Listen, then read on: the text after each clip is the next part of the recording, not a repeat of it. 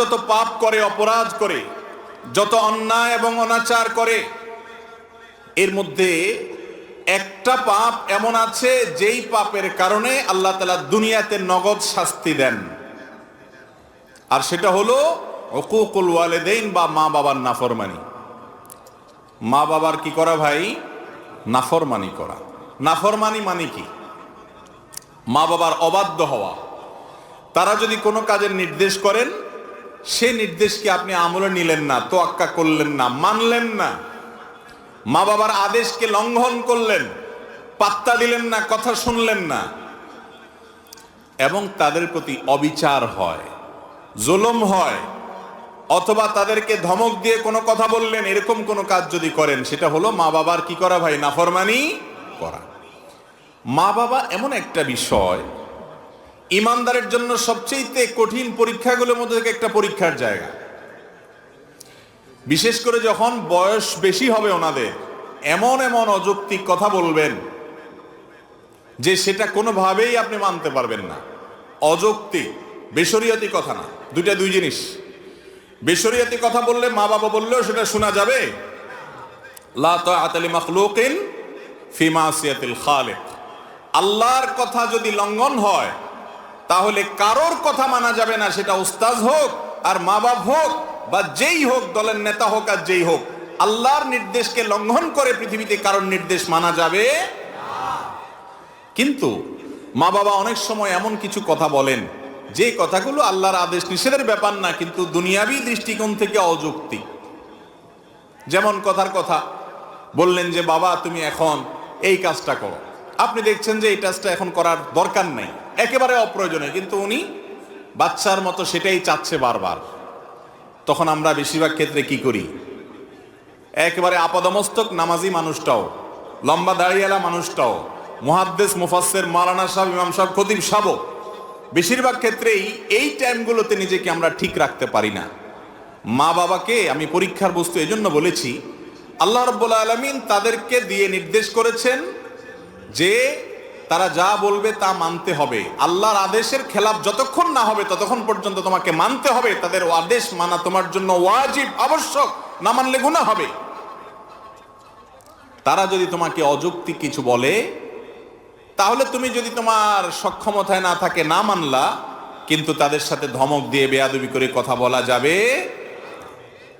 আল্লাহর ভাষা খেয়াল করেন, ইম্মা ইয়াবলুগান্না ইনদাকাল কিবারা আহাদুহুমা আও কিলাহুমা।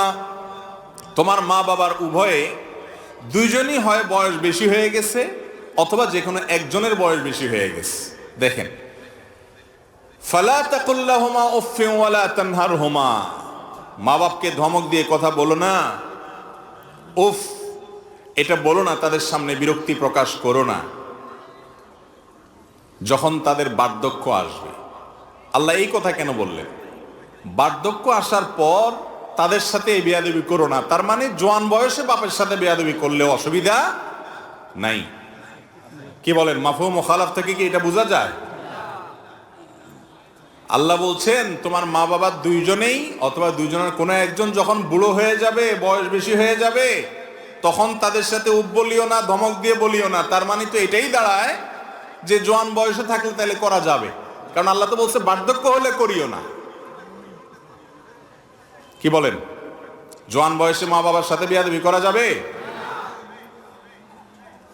আসলে এটা হলো কয়েদে ইহতেরাজি বলতে পারেন, কয়েদে ইত্তেফাকি বলতে পারেন। অর্থাৎ আল্লাহ রাব্বুল আলামিন মূলত বুঝাতে চাইছেন যে মা বাবার সাথে বেয়াদবি তো মানুষ বুড়াকালেই করে। মা বাপ যখন বয়স বেশি হয় তখনই তো কথাবার্তা ছেলের সাথে মেয়েদের সাথে অ্যাডজাস্ট হয় না। নতুন জেনারেশনের মানুষ, নিউ জেনারেশন, তারা অনেক আপডেটেড, অনেক কিছু বুঝে, 2 ইঞ্চি 2 লাইন বেশি বুঝে। বাপ বেচারা আগের যুগের মানুষ, চিন্তা সব পুরাতন, এই জন্য সব বলে যা ছেলের মাথায় ধরে না। বলে কি মুরব্বী, আব্বা বলে কি, আম্মা বলে কি, মাথায় ধরে না। তো এই টাইমটাতে সাধারণত মা বাবার সাথে বেয়াদবিটা বেশি হয়। জোয়ান বয়সের সাথে বেয়াদবি করলে থাপ্পড় খাবে, কারণ বাপের তখন শক্তি আছে, মার শক্তি আছে, কানটা মলে বাইর করে দিবে। ঠিক না বে ঠিক? এই জন্য ওইটার কথা বলার দরকার হয় নাই। ওই টাইমে তো বেয়াদবি করার সাহসী পোলাপান পাবে না, কারণ কানটাম হলে বাসার থেকে বাইর করে দিবে বেশি পণ্ডিতি করলে। বেয়াদবিটা সাধারণত কখন হয় ভাই? বৃদ্ধকালে। এবং সেটা কিরকম হয়? একই কথা বারবার বলবে, 2 বার 4 বার 6 বার। আরে বাবা বলছেন তো, কয়বার বলবেন এক কথা?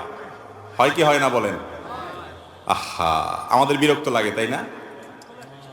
আর আমরাই যখন ছোট ছিলাম, এই মা বাপ আমাদের এক কথা যখন 5 বার 10 বারও বলছি, ওইটাকে তারা মজার ছলে নিছেন, এনজয় করছেন, ঠিক না বে ঠিক? কিন্তু আমি বৃদ্ধ হওয়ার পর, তিনি বৃদ্ধ হওয়ার পর আমার কাছে তার কথা বিরক্ত লাগতেছে। এই জন্য বললাম, এটা পরীক্ষার বড় একটা জায়গা, অনেক বড় একটা জায়গা। অনেক ভালো ভালো মানুষ আমি জানি, যারা ব্যক্তিগতভাবে অনেক আমলদার, তাহাজ্জুদ গুজার, অনেক ইবাদত গুজার, পরহেজগার, কিন্তু এই জায়গায় সে ফেল করে ফেলে, পাশ করতে পারে না। আমার মা বাপ হলেন আমার রব আহকামুল হাকিমিনের পরে। যদি রাসূল সাল্লাল্লাহু আলাইহি সাল্লাম বেঁচে থাকতেন, তিনি থাকতেন আমার সবচেয়ে শ্রদ্ধার জায়গা। এখন ওয়াফাতের পরেও তাকে শ্রদ্ধা করতে হবে বান্দাদের মধ্যে সবচেয়ে বেশি। আর তারপরে আমার শ্রদ্ধা, ভালোবাসা, ভক্তি, মহাব্বত, আমার আনুগত্য, আমার সকল কিছুর সবচেয়ে বড় ভাগ পাওয়ার হক হলো আমার মা বাবা। সারা দুনিয়া একদিকে, মা বাবা আরেকদিকে।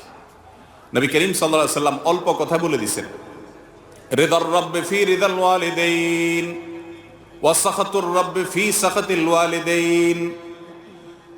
তোমার উপরে তোমার মালিক সন্তুষ্ট আছে কিনা এটা বোঝার জন্য তুমি একটু তোমার মার মুখের দিকে তাকাও, বাপের মুখের দিকে তাকাও।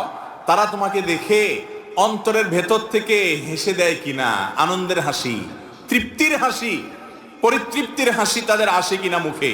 যদি আসে, তাহলে এটা সাইনবোর্ড, ইন্ডিকেট যে তোমার মালিক তোমার উপরে খুশি। আর যদি মা বাবার মুখের দিকে তাকায় দেখো না, তারা বিরক্ত, অথবা হাসছে কিন্তু সে হাসি নির্মল নয়, তাহলে তুমি সাবধান হও, তোমার মালিক তোমার উপর অসন্তুষ্ট আছেন।